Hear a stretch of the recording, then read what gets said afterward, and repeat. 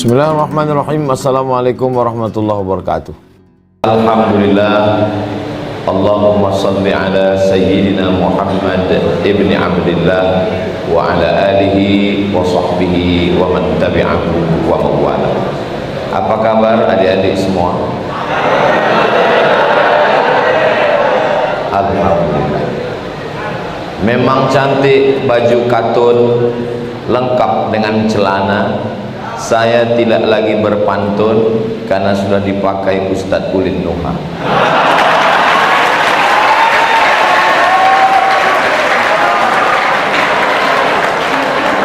Saya senang sekali sampai ke Ma'had Tahfiz Yambo Al-Quran. Begitu sampai di sini saya langsung tertawan karena memang namanya menawan. Dari mulai bangunannya, begitu masuk gerbang tadi saya lihat sebelah kiri Yemen, lalu saya lihat lagi sebelah kiri atas Irak. Saya pikir akan melanjutkan, rupanya langsung masuk masjid. Akhirnya bertemu dengan adik-adik sekalian. Yang membawa saya Ustadz Yunus, mudah-mudahan beliau panjang umur, sehat badan. Yang sama kita hormati pimpinan Pondok Tahfiz Yambo Al-Quran Menawan, Kiai Haji Dr. Ahmad Faiz LCMA yang sekarang sedang berada di Maroko. Insya Allah salam beliau ke saya sudah sampai, dan salam saya beliau juga nanti akan disampaikan oleh Ustadz dan adik-adik sekalian insya Allah. Yang saya hormati Al-Mukarram Ustaz Ulin Nuha MAG beserta para asatiz sekalian. Yang tidak saya sebutkan mohon maaf, bukan karena saya tidak hormat, tapi karena saya tidak ingat. Adapun tamu-tamu insya Allah ingat semua karena tertulis di baliho.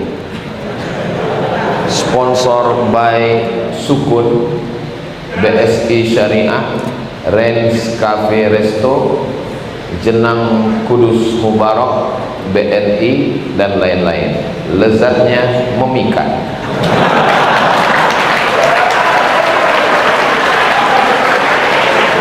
Para guru yang hari ini kita sedang peringati Hari Guru Nasional, diperingati bersama para santri penghafal Quran Yambo Al-Quran. Semua kertas ini asalnya dari kayu. Jadi semua kayu-kayu ini dimasukkan ke dalam blender. Jangan bayangkan blendernya seperti blender cabai. Blender yang sangat besar memblender semua kayu-kayu di hutan lalu menjadi bubur. Namanya pulp, P-U-L-P, pulp. Lalu bubur ini dibawa ke luar negeri. Saya ngelihat dengan mata kepala sendiri bubur kertas itu mirip dengan bubur ayam, tapi sudah putih, padahal kayu warnanya hitam. Lalu saya tanya, ini kenapa kayu yang hitam bisa jadi putih? Ternyata dicampur dengan batu kapur. Jadi bubur kayu campur batu kapur jadi putih, lalu limbahnya itu dibuang seperti dodol. Kental, agak cair, setelah dengan bahan kimia bersih baru dibuang ke sungai karena khawatir menodai ikan sampai cucu cicitnya mati semua. Lalu kemudian jadilah dia kertas. Nasib kertas macam-macam. Asalnya sama, dari hutan, dari kayu, tapi nasibnya beda. Ada kertas yang diletakkan di atas meja presiden, ditandatangani, kertas itu dibawa pakai map, dihormati, ditakuti. Kenapa? Isinya SK Menteri. Ada kertas itu nasibnya diletakkan di atas restoran untuk ngelap mulut. Inilah dia kertas tisu. Tapi ada kertas yang amat sangat kurang beruntung di toilet. Gak usahlah kita teruskan, hilang selera makan kita nanti. Tapi ada kertas yang tidak berani disentuh menteri, presiden, bupati, gubernur, wali kota. Siapapun tidak berani menyentuh kertas ini, padahal asalnya dari hutan, dari kayu juga. Kertas itu adalah la yamassuhu illal, asal boleh sama, dari pabrik yang sama, dengan batu kapur yang sama, tapi letak kemuliaan berbeda. Begitulah dengan adik-adik sekalian, asalnya sama, sama-sama dari tanah, tapi adik-adik dimuliakan. Kenapa? Khairukum man ta'allamal qur'ana wa 'allama. Jadi tidak ada satupun perempuan yang berani menyentuh adik-adik. Kenapa? Karena kalian adalah Quran berjalan.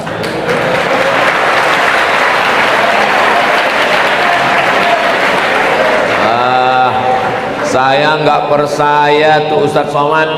Saya nggak percaya kalau manusia ini asalnya sama. Masa manusia ini semua asalnya sama? Semua kita ini asalnya sama.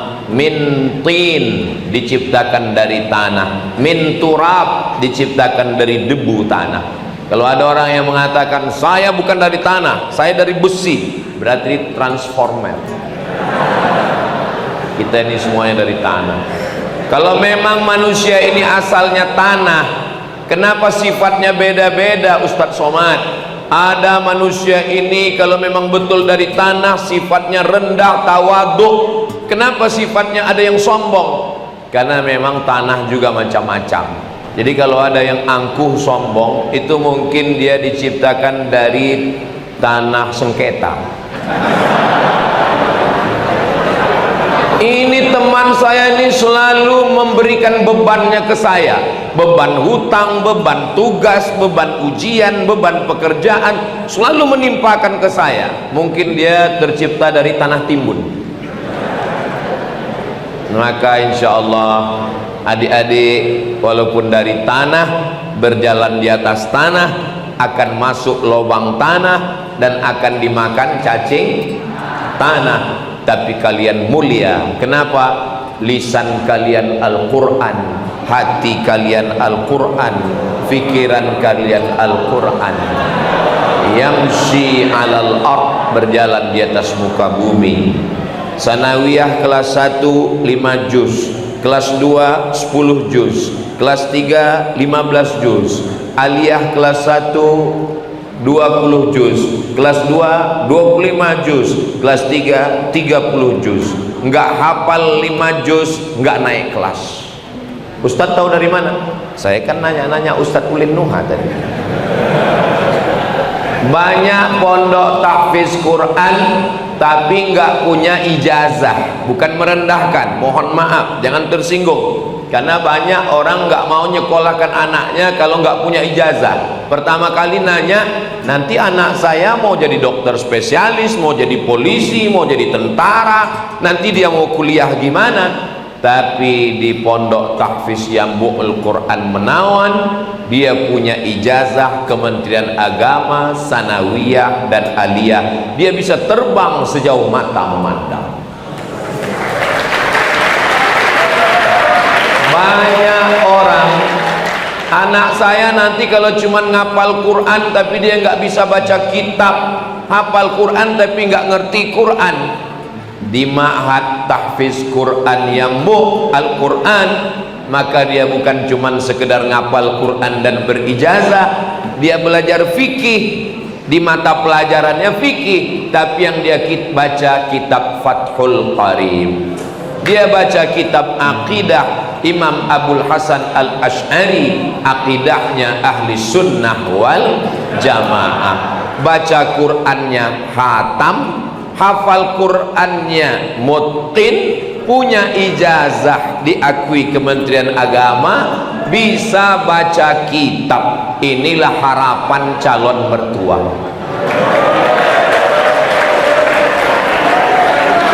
Makanya saya bagi tahu, saya kasih tahu kepada bapak ibu yang ingin bahagia keluarganya, sakinah mawaddah warahmah, yang punya anak perempuan, datang ke Yambu' Al-Quran Menawan, booking dari sekarang.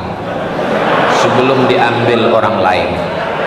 Walaupun nampaknya saya sedang ngomong di pondok tahfiz Yambuk Al-Quran Menawan, tapi kan video saya ini akan di-share, ditonton oleh jamaah. Jangan lupa saksikan di channel Ustadz Abdul Somad Official. Subscribe, like, share.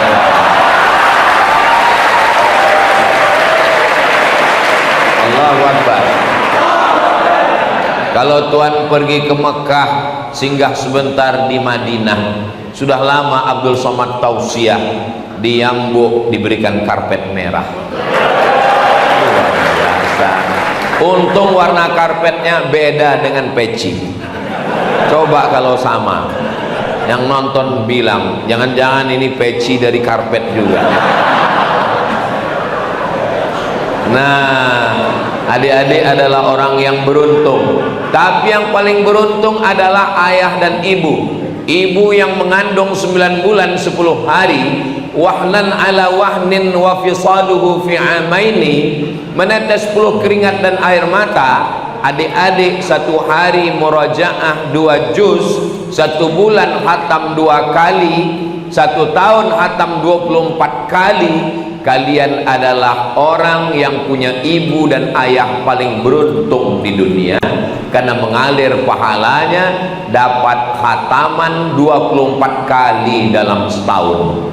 Sementara orang di luar sana yang anaknya bukan penghafal Quran, jangankan dapat khatam 2 kali dalam 1 bulan, 24 kali dalam setahun. Yasinan pun cuman malam Jumat, itu pun ekspres 120 kilo per jam. Jaon Fayakun. Yang paling minim, yang enggak yasinan, yang enggak tahlilan, Al-Fatihah. Maka Bapak Ibu saudaraku dimanapun berada, kalau kalian mau selamat anak kalian sampai hari kiamat, selamat dari buta huruf Al-Quran, selamat dari nggak ngerti baca kitab, selamat dari jahil agama, sebagaimana doa selamat, Allahumma inna nas'aluka salamatan fiddin. Masukkan anak cucu kalian ke Yambuk Al-Quran. Ingat, kuota terbatas. Ini pondok belum tentu nerima, dan kalau nerima pun kalau enggak serius anaknya, enggak hafal 5 juz dalam 1 tahun, shadaqallahul azim wa tammat kalimatu rabbika sidqan. Jadi adik-adik ini semua adalah manusia-manusia yang sudah lulus fit and proper test. Adapun masalah kuliah, dari mulai mereka mondok sudah terekam di kepala mereka bahwa mereka sedang berada di luar negeri, Yaman, Irak. Kenapa cuman itu saja yang Ustaz sebut? Gedung lain saya belum keliling lagi. Saya kelas 3 SMP datang ke rumah imam besar Masjid Raya Medan, namanya Syekh Jalaluddin Abdul Muttalib. Kelas 3 SMP. Assalamualaikum Syekh Jalal. Waalaikumsalam. Saya mau sekolah ke Arab. Saya nggak tahu, pokoknya Arab. Saya nggak tahu Yaman, saya nggak tahu Irak, saya nggak tahu Mesir, karena di gedung sekolah kami nggak ada tulisan. Jadi saya nggak ngerti. Pokoknya saya mau ke Arab. Sekarang Arab juga, Arab Lungo, Arab Nandi.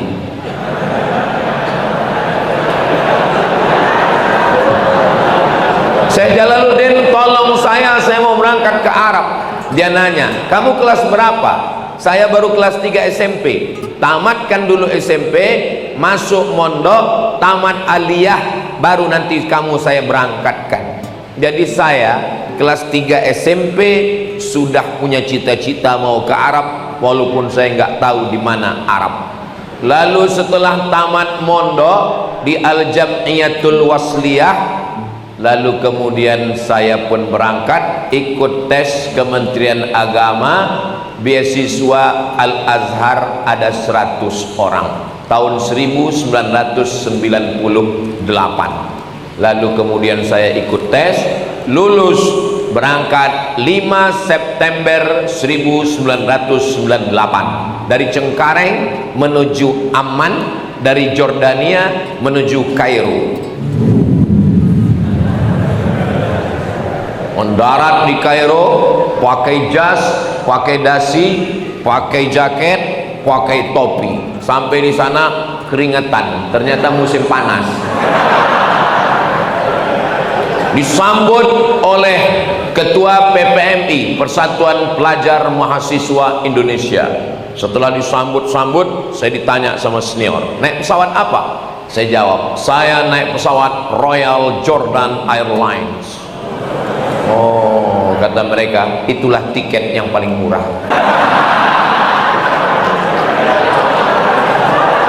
Saya belajar di sana. Di Al-Azhar belajarnya tidak pakai SKS, tidak pakai sistem kredit semester, dia pakai paket. Tahun pertama 14 mata kuliah, tahun kedua 14 mata kuliah, tahun ketiga 14 mata kuliah, tahun keempat 14 mata kuliah, selesai S1. 14 mata kuliah itu mesti lulus semua. Kalau nggak lulus semua, kalau 3 mata kuliah nggak lulus, maka berarti gagal, potong, putus beasiswa 25%. Kalau nggak naik tingkat selama 2 kali berturut-turut, beasiswa putus 50%. Kalau 3 kali berturut-turut nggak naik tingkat, maka maksul DO, say goodbye, ma'assalamah.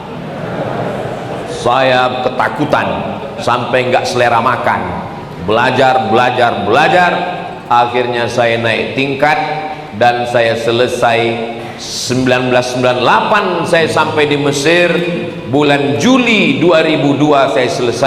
Saya selesaikan pendidikan saya di Al-Azhar 3 tahun 10 bulan. Habis itu saya selesai. Kenapa Ustadz cepat selesai? Karena saya ketakutan, karena kalau tidak lulus berarti saya putus beasiswa. Kalau saya putus berarti saya nggak makan. Kalau nggak makan, nggak dapat tiket pulang, berarti saya siap naik rakit dari Sungai Nil ke Sungai Siak di Riyadh. Saya selama 4 tahun di Mesir nggak pernah sekalipun minta uang sama orang tua, nggak pernah minta uang jajan, nggak pernah minta uang asrama, nggak pernah minta uang kuliah, nggak pernah minta tiket pulang. Bukan berarti saya fakir miskin dan duafa. Saya tidak kaya, tapi ayah ibu saya insya Allah mampu. Sampai ibu saya bertanya, kau masih hidup di sana? Masih, mak, saya bilang. Kenapa kau nggak pernah minta duit? Biarkan aku berdikari. Beasiswa saya 162 pon, 50 pon untuk sewa kamar, 50 pon untuk beli makan, 20 pon untuk beli buku, 20 pon untuk naik bis, 20 pon disimpan dalam buku, beli obat mana tahu sakit demam mencret. Namun minta sama orang tua saya nggak mau. Dari mana tiket pulang? Tiket pulang saya dari Al-Azhar, saya bawa ijazah LC, saya tunjukkan ke Al-Azhar, dapat tiket pulang. Saya tanya, ini tiketnya dari Kairo sampai Jakarta atau dari Jakarta ke Riau? Saya nanti beli tiket sendiri. Lalu orang Al-Azhar nanya, di belakang rumah kamu ada airport? Kalau ada airport, Al-Azhar akan nanggung dari Kairo ke Jakarta, dari Jakarta langsung ke dapur rumah kamu. Begitulah Al-Azhar memuliakan pendidikan agama. Al-Azhar dibiayai oleh wakaf. Tanah wakaf dibangun ruko, keuntungan 10% untuk pengelola, 90% untuk Al-Azhar. Di atas tanah wakaf dibangun rumah sakit, namanya Mustashfa Husain. Kawan saya suka makan cabai tapi malas ngunyah, masuk gul, bijinya nyangkut jadi usus buntu, bengkak. Periksa ke rumah sakit, ini usus buntu, kalau sampai pecah mati, mesti dipotong. Begitu dipotong kena tagihan. Berapa biaya operasi? 2000 pon. Waktu itu 2000 pon kali 3000, 6 juta. Enggak punya uang. Begitu dikeluarkan kartu Al-Azhar, gratis. Begitulah hebatnya wakaf. Maka adik-adik pun nanti setelah tamat akan mengelola wakaf insya Allah. Selesai dari Al-Azhar, kami ketika musim haji kumpul di tanah suci Makkah. Disitulah saya ngumpul nanya kawan-kawan, al-bahru amamakum wal adu wara'akum. Di belakang kamu ada lautan. Al-bahru wara'akum wal adu amamakum. Lautan di belakang, musuh di depan. Kalau mati, mati syahid. Kalau mundur, mati konyol. Begitu juga kita ketika kuliah. S1 di belakang, mertua di depan. Ainal mafar, mau kemana? Saya mikir aku mesti S2. Gimana caranya? Makanya pas haji itu ngumpul sama kawan-kawan, nanya, kau dari mana? Saya dari Irak. Wah, ada universitas di Irak? Ada. Apa namanya? Universitas Saddam Hussein. Pertanyaan yang pertama, gratis enggak? Sebab ini pemburu beasiswa. Universitas Saddam Hussein, iya, di mana? Di Baghdad. Oke, berarti saya nanti daftar di Universitas Saddam Hussein di Baghdad. Dari Irak ke Madinah naik bis. Berarti kalau dari Irak ke Madinah naik bis, bisa haji tiap tahun, jadi guide haji umroh, duitnya untuk biaya hidup, dan sekolahnya gratis. Tekad saya 2002 saya akan ke Irak. Sebulan sebelum saya berangkat, Universitas Saddam Hussein itu rata dibom sama George Bush. Maka presiden yang paling saya benci di dunia, George Bush. Hancur semuanya. Saddam Hussein digantung, universitasnya diratakan dengan tanah. Tapi saya tidak kehilangan semangat, karena saya masih punya beberapa calon. Maka kalian jangan pernah cuma punya satu calon, selalu ada alternatif. Nah, makanya waktu ngobrol-ngobrol dulu, saya tanya, saya punya plan A, plan B, plan C. Kemudian saya tanya teman saya, kau dari mana? Aku dari India. Ah, gimana di India? India biaya hidup murah, dan tiap tahun bisa pergi haji untuk kerja, ngumpul duit untuk jangan minta sama orang tua. Oke, mantap. Apalagi kelebihan India? Kita bukan cuma bisa bahasa Arab, bahasa Inggris juga lancar, karena India Commonwealth jajahan Inggris. Apalagi kelebihan? Di India kita bisa bahasa Urdu. Kya hal hai? Pike. Bagus juga. Kya hal hai artinya apa kabar? Pike artinya bikhair. Syukriya artinya terima kasih. Cuman India ini susah membedakan antara iya atau tidak. Iya pun gini, iya pun tidak. Oke, kalau gitu nanti saya akan ke India. Nanti di India kita belajar di mana saja. Kalau mau cari hadis di Deoban, bisa juga di Nadwatul Ulama, bisa juga di Aligarh University. Oke, India masuk dalam plan. Lalu kemudian mana lagi? Maroko masuk dalam plan. Plan saya waktu itu 4: Saddam Hussein, India, Sudan, Maroko. 4. Begitu orang tua nyuruh pulang, 4-empatnya hancur, karena sorga di bawah telapak kaki ibu. Pulang, saya pulang. Setelah pulang 5 bulan di rumah, saya tetap pamit, aku mau S2. Maka saya belajar ke Malaysia. S2 saya di Malaysia, UKM, University Kebangsaan Malaysia. Saya di Malaysia, badan saya di Malaysia, tapi hati saya tetap di Arab. Maka saya cuma belajar 6 semester. Di UKM saya 6 semester. Selesai itu saya tetap kirim berkas ke Maroko melalui yahoo.com. Saya kirim paspor, saya kirim ijazah, saya kirim transkrip nilai, datang kiriman. Abdul Somad diterima di Maroko, beasiswanya dari AMCI, Agence Marocaine Coopération Internationale. Saya pun terbang lagi dari Kuala Lumpur ke Rabat, turunnya di airport Casablanca. Ibu kotanya namanya Casablanca. Casa artinya rumah, Blanca artinya putih. Casablanca rumah putih. Bahasa Arabnya Ad-Darul Bayda. Turun pesawat Darul Bayda. Mau beli tiket kereta api ke Rabat, karena Darul Hadis tempat saya belajar di Rabat. Begitu mau beli tiket kereta api, rupanya orang di sana tidak pakai bahasa Inggris. Gitu ketemu, dia nanya, Safabiang, Safabiang kaifa haluk? Kita cuman yes. Berapa tiket? Sengkong 50 dirham, mata uangnya dirham. Akhirnya saya masuk ke Darul Hadis.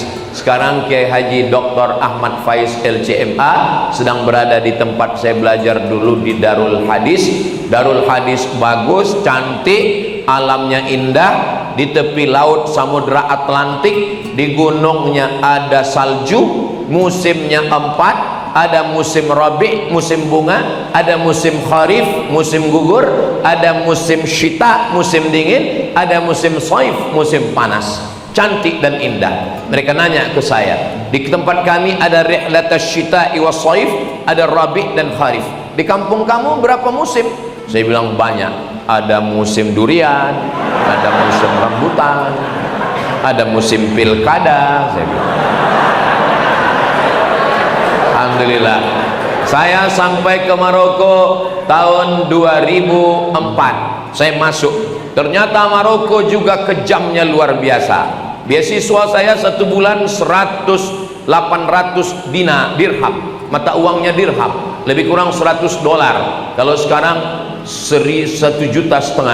Dan saya tinggal di asrama, maka saya gratis, nggak bayar asrama dan makan gratis. Asramanya ada 2 gedung besar. Gedung sebelah kanan itu orang-orang putih semua, Indonesia, Malaysia, lalu kemudian yang ada dari negara-negara Arab.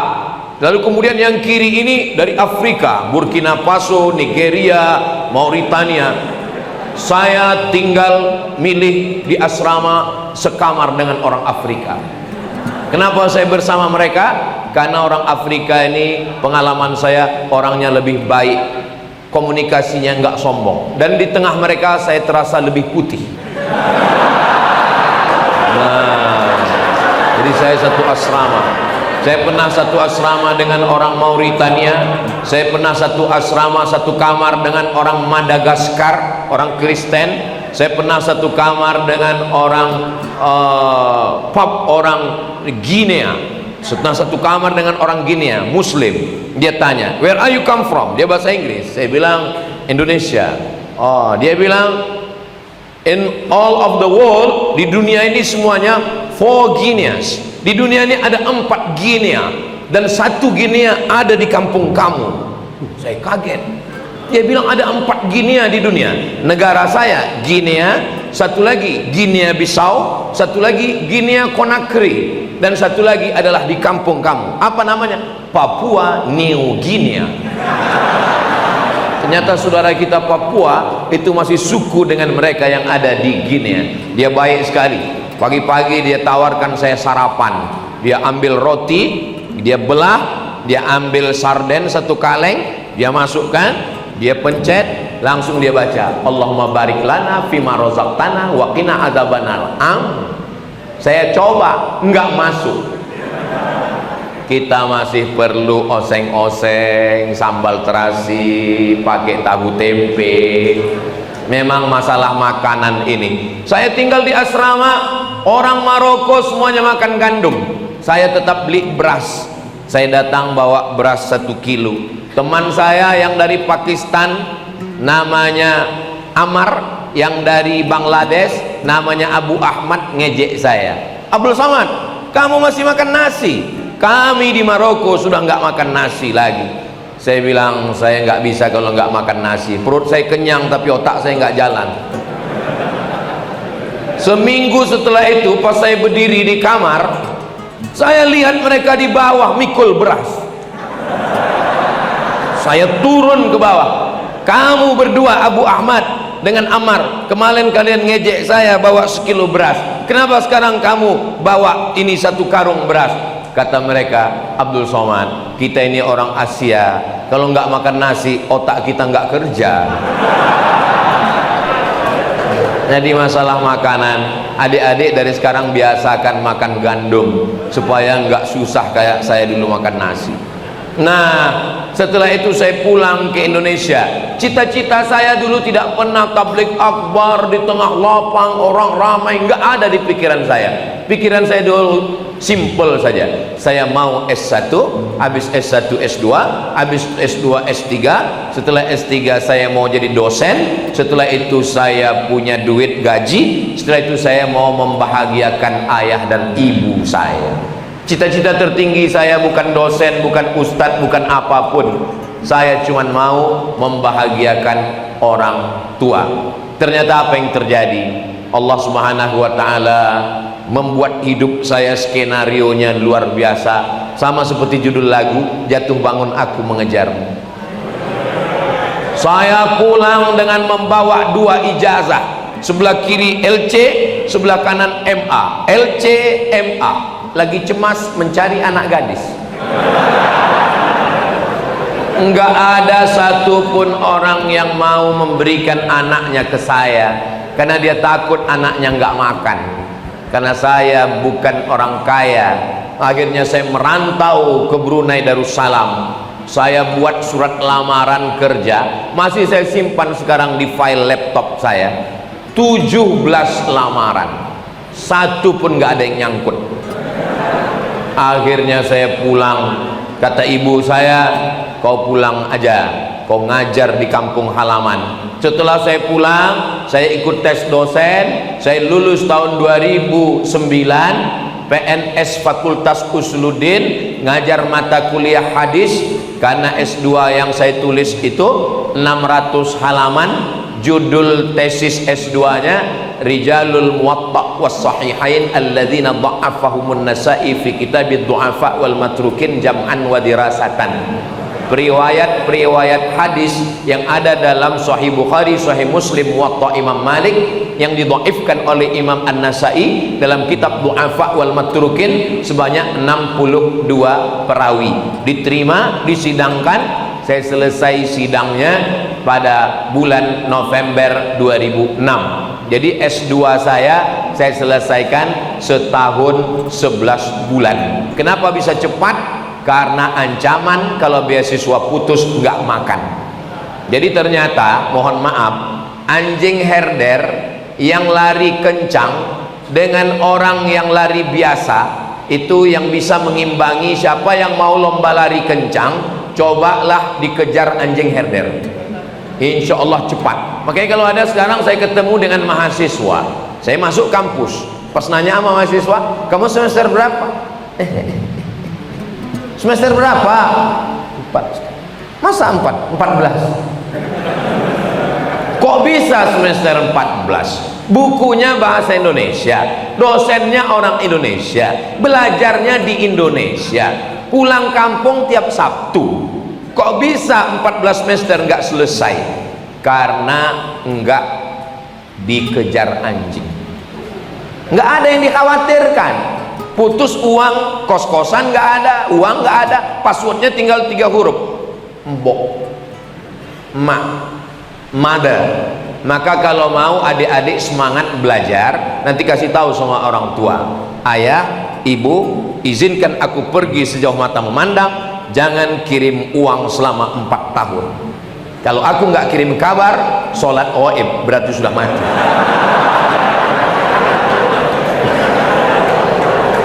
Saya nggak suka dengan anak-anak muda karena menerima uang dari orang tua, gaya-gayaan di kampus, bawa motor, knalpotnya disunat, bunyi knalpotnya beb beb beb beb beb beb beb.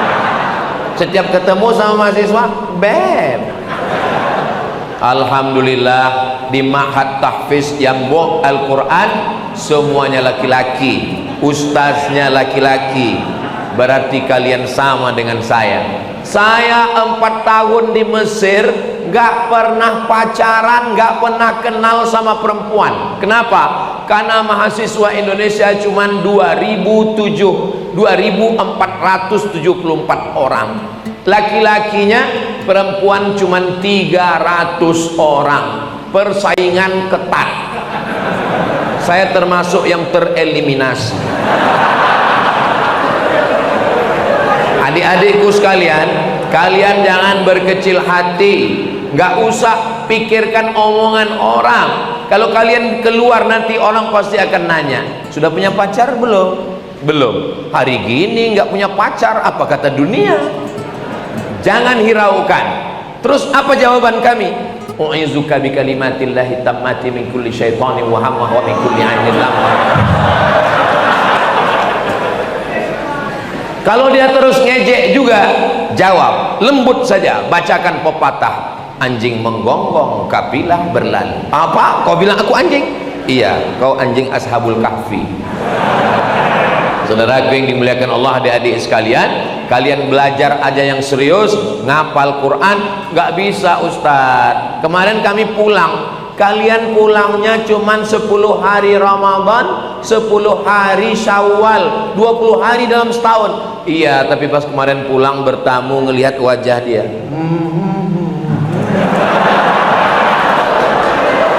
bagaimana cara melupakannya Pak Ustadz? Kalian paling mudah melupakan. Kenapa? Karena sebelum tidur malam kalian pejamkan mata. Innallaha la yastahyi an yadriba mathalan ma ba'datan fa ma fawqaha fa ammal ladzina amanu fa ya'lamuna annahu al-haqqu min rabbihim wa ammal ladzina kafaru fa yaquluna ma'adza arada Allah bi hadzal mathala yudillu bihi katsiran wa yahdi bihi katsiran wa ma yudillu bihi illa al-fasiqin. Lama-lama dia hilang. Enggak juga hilang. Allahu la ilaha illa huwal hayyul qayyum.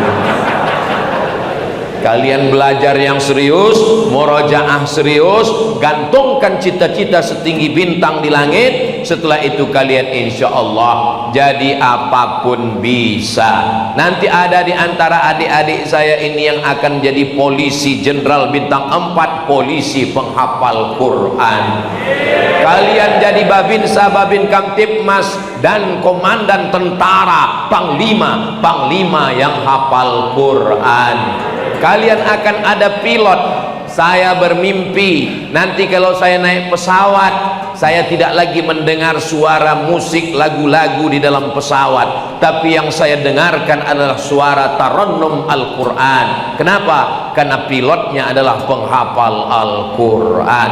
Saya memimpikan nanti ketika sedang sholat di masjid, saya tidak lagi disuruh maju ke depan. Sekarang kalau ada acara pengajian, ada Kapolres, ada polisi, ada tentara, ada dandim, ada danramil, ada bupati, ada wali kota, selalunya ustadz disuruh ke depan. Saya bermimpi di masa akan datang ketika sedang berbaris, bupati, wali kota, gubernur tidak lagi memerintahkan orang lain, dia sendiri yang akan maju ke depan. Dan ketika ditanya siapa dia, dia adalah bupati, gubernur, wali kota, alumni yang boh Al-Quran. Kalau Indonesia ini semakin banyak penghafal Al-Quran, maka insya Allah Indonesia menjadi mulia. Kertas jadi mulia karena Al-Quran. Gua, begitu banyak gua di Indonesia yang bagus-bagus, tapi gua yang paling dicari orang adalah gua yang di dalamnya turun Al-Quran. Iqra bismi rabbikal ladzi khalaq, khalaqal insana min 'alaqin, iqra wa rabbukal akramul ladzi 'allama bil qalami 'allamal insana ma lam ya'lam. Hanya 5 ayat yang turun di gua itu, tapi gua itu dicari-cari orang. Di antara semua bulan, bulan apa yang paling mulia? Bulan yang ada Al-Quran di dalamnya. Disebutkan satu bulan, nggak ada bulan Muharram, nggak ada bulan Sya'ban, yang ada adalah Syahrul Ramadhan allazi unzila fihil Ramadan, mulia karena Al-Quran. Gua Jabal Nur mulia karena Al-Quran. Kertas mulia karena Al-Quran. Manusia mulia karena Al-Quran. Indonesia insya Allah dijaga Allah kemuliaannya karena semakin banyak penghafal Al-Quran. Wa idza quri'al Quran, kalau Quran dibacakan, fastami'u lahu, dengar baik-baik, wa ansitu, diam, la'allakum turhamun. Ketika Quran dibacakan, turun rahmat Allah subhanahu wa ta'ala. Quran dibacakan di rumah, turun rahmat di rumah. Quran dibacakan di kamar, turun rahmat di kamar. Quran dibacakan di Indonesia dari Sabang sampai Papua, sanadnya tersambung kepada Mbah Arwani Kudus, sampai kepada Imam Hafs an Asim, sampai kepada Sayyidina Ali, sampai kepada Sayyidina Utsman, sampai ke Sayyidina Zaid bin Thabit, sampai kepada Sayyidina wa Maulana Muhammad sallallahu alaihi wasallam. Baca Quran gak pakai guru, sesat menyesatkan. Download Quran di google.com, baca Quran sendiri. Alama, tulisannya alama. Kenapa? Karena baca Quran tidak berguru. Al-Quran bukan kertas yang turun dari langit. Al-Quran adalah suara.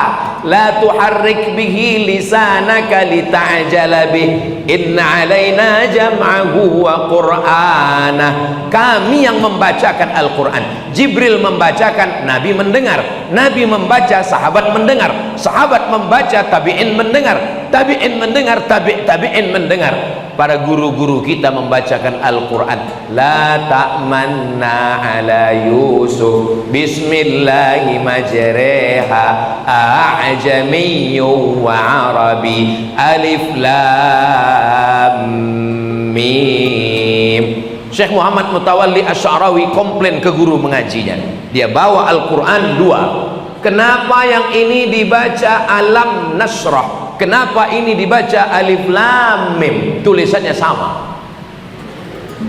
Kata gurunya, karena Al-Quran turun bukan kertas, bukan tulisan, tapi Al-Quran turun adalah suara. Andai terbakar semua Al-Quran yang ada di perpustakaan, andai hancur semua Al-Quran, Al-Quran tidak hilang. Kenapa? Karena Al-Quran ada di hati para santri yang buh Al-Quran.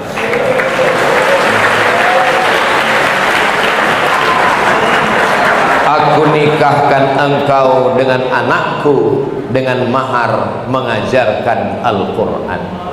Itulah yang paling indah di antara semua terindah. Begitu jam 2 malam orang tuanya bangun, dia dengar suara. Loh, jam piro iki mas? Masih jam loro, masih jam 2. Kenapa suara mikrofon masjid toa sudah bunyi? Bukan dari masjid. Terus dari mana? Anak kita di sebelah sedang murojaah Al-Quran. Bismillahirrahmanirrahim. Ar-Rahman 'allamal Quran, khalaqal insan,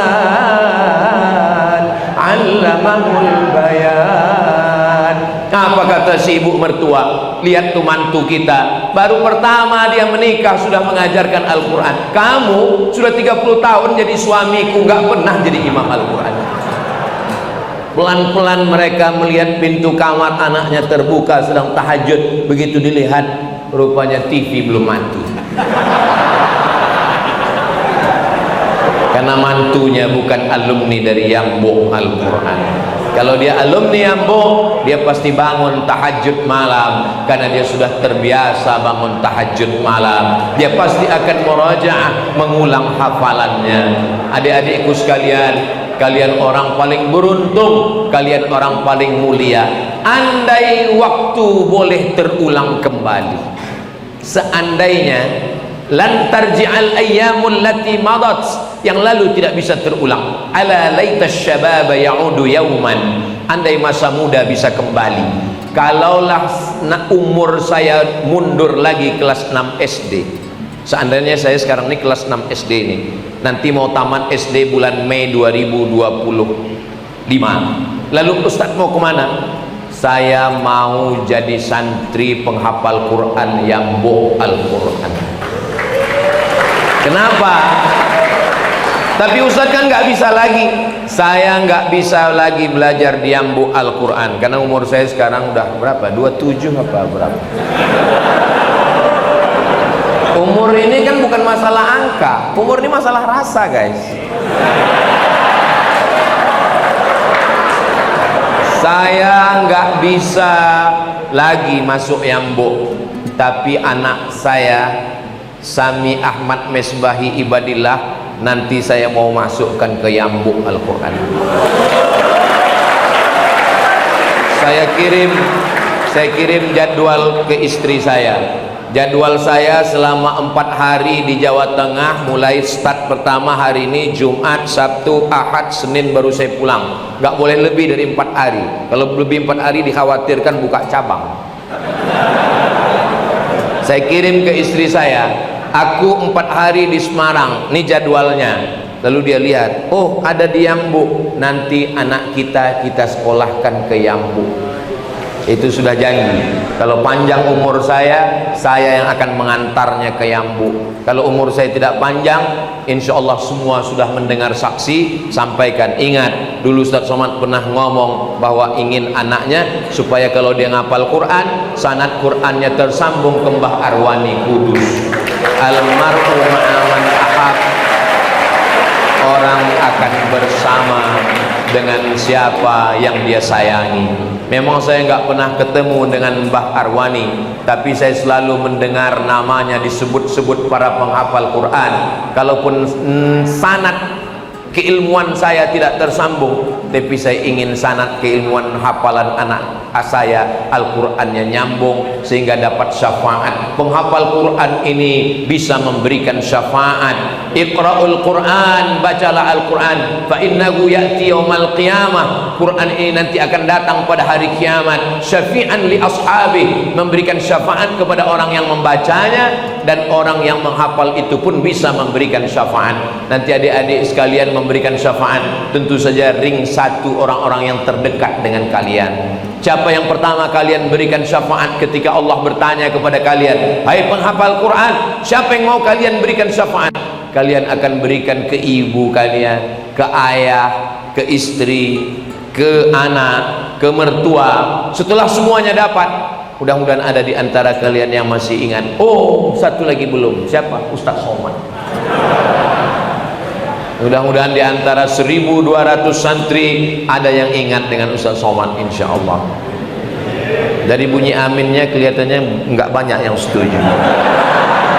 Bukan begitu Ustaz, mereka orangnya tawadhu, rendah hati. Selama 1 tahun di pondok, keluarnya cuma 20 hari. Kalian selamat dari YouTube, Instagram, Telegram, miligram, kilogram, WhatsApp. Kalian selamat dari mata yang melihat perbuatan maksiat. Masa Ustaz Somad kan Ustaz, masa Ustaz Somad matanya nggak terjaga, nggak terpelihara? Kalau Ustaz ngisi pengajian, perempuan kan nutup aurat, memang betul. Tapi saya hari ini sudah 2 kali naik pesawat. Dari Pekanbaru ke Jakarta transit 2 jam. Dari Jakarta ke Semarang. Selama di pesawat, tadi saya nunduk waktu mau masuk pesawat, nunduk. Dia kan tetap nanya, Bapak kursinya nomor berapa? Adik-adik sekalian, matanya terjaga, terpelihara, maka insya Allah yang ada di mata kalian Al-Quran, yang ada di pikiran kalian Al-Quran, yang ada di hati kalian Al-Quran. Al-Quran yamshi alal ard, kalian adalah Al-Quran yang berjalan di atas muka bumi Allah Subhanahu wa ta'ala. Dulu waktu saya masih kecil, masih SD, di kampung saya ada penghafal Quran, diundang ke rumah, dikasih makan, dibawa masuk ke kamar, dibawa jalan ke dapur, dibawa jalan. Saya nggak ngerti, saya tanya, kenapa dia dibawa ke ruang tamu, dibawa ke kamar? Untuk ngambil barokah Al-Quran, bekas tapak kakinya, bekas dia duduk, bekas minumnya, bekas makannya. Begitulah orang di kampung saya memuliakan Al-Quran. Selama kalian memuliakan kalam Allah, tu'izzu man tasha wa tudhillu man tasha, biyadikal khair, innaka ala kulli syai'in. Harimau mati meninggalkan belang, gajah mati meninggalkan gading, manusia mati meninggalkan kredit, manusia mati meninggalkan hutang. Tapi adik-adik sekalian, kalian meninggalkan nama yang baik. Nama ayah kalian berubah. Itu ayah siapa? Ayah penghafal Quran. Itu ibu siapa? Ibu penghafal Quran. Itu istri siapa? Istri penghafal Quran. Itu anak siapa? Anak penghafal Quran. Nama saya yang selama ini panggil orang Ustadz Abdul Somad, tapi nanti pulang dari sini tanya, itu siapa? Itu Ustadz Abdul Somad yang menyampaikan tausiah pada penghafal Al-Quran, menempel Al-Quran. Jadi adik-adik sekalian, sesuai dengan nama-nama Yemen, ada di antara kalian yang dapat belajar nanti ke Darul Hadis, ada yang belajar ke Darul Mustafa Habib Omar bin Hafiz, ada yang belajar ke Rubat Tarim Habib Salim Syatiri, ada yang belajar ke Ma'had Imam Ash-Syafi'i, ada yang belajar ke Ahqaf University, ke Al-Azhar Kairo. Ada satu tempat khusus belajar qiraat saja, qiraat Imam Hafs an Asim, qiraat Imam Qumbul, qiraat Ibni Katsir, qiraat Warsh. Mereka akan belajar sampai akhirnya pulang, dan semuanya akan mendirikan yambuk 1000 yambuk di Nusantara insyaallah, sesuai dengan tempatnya masing-masing. Yambuk tidak pernah yambuk 1, yambuk 2, tapi yambuk menurut tempatnya, yambuk Menawan, yambuk dan tempat-tempat lainnya. Saya bermimpi, maka insya Allah ada yambuk di kampung halaman saya, ada yambuk di Papua, ada yambuk di Amerika. Supaya apa? Apalagi yang ganteng-ganteng ini dapat beasiswa ke New York, dapat beasiswa ke ANU itu apa Pak Ustaz? Australia National University. Siapapun bisa. Orang sekarang begitu bangganya kalau anaknya SMP dan SMA. Anak saya di SMA plus, anak saya di SMP. Anak kamu bangga di SMP, enggak masalah, tapi jangan menyepelekan penghafal Quran.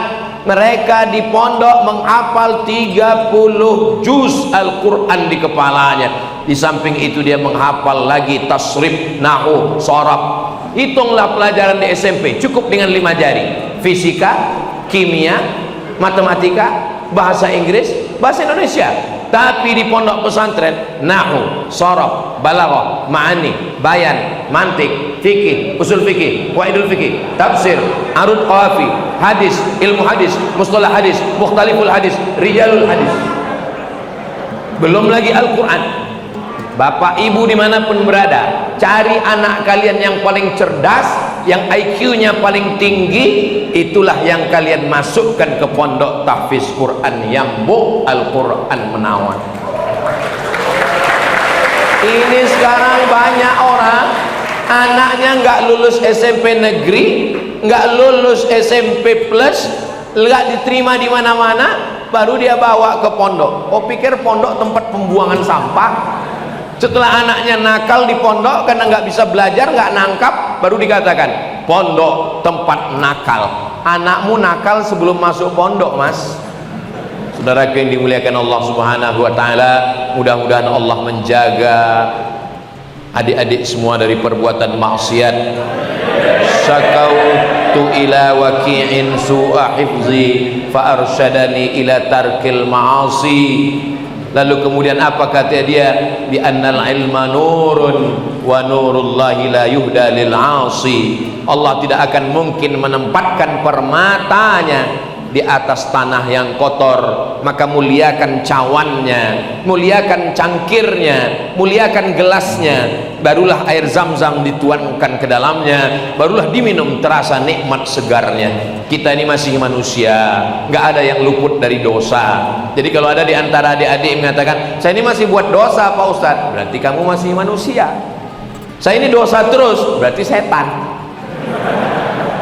Saya ini nggak pernah buat salah Pak Ustadz, saya ini betul terus, berarti kamu sudah sejajar dengan malaikat Jibril. Kita ini kadang silap, kadang salah. Mudah-mudahan Allah mengampunkan dosa kita semua insya Allah. Amin ya rabbal alamin. Tadi saya mulai jam 3 kurang 15, sekarang sudah jam 4 kurang 15. Ternyata saya sudah berdiri 1 jam. Jadi rupanya kalau kita berdiri di depan orang-orang yang hatinya bersih, penghafal Quran, itu berdiri pun nggak terasa.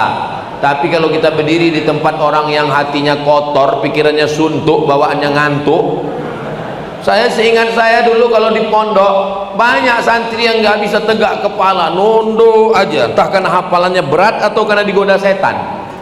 Tapi di Ambuk saya lihat semuanya cerah, semuanya cerdas, semuanya semangat. Salamnya pun semangat luar biasa. Mudah-mudahan semangat terus sampai akhirnya kalian adalah anak-anak yang sukses, tongkat pelanjut perjuangan Indonesia ke depan insyaallah. Itulah yang dapat saya sampaikan. Terima kasih segala perhatian, mohon maaf segala kesilapan. Saya ucapkan selamat Hari Guru. Semoga Bapak Ibu guru, pahlawan tanpa tanda jasa, pahlawan yang terus berjasa. Hidup boleh berhenti, tapi amal jariah kalian terus mengalir walau sudah mati. Akhirnya saya tutup dengan pantun penutup, menangkap puyuh di Bukit Selasih. Thank you dan terima kasih.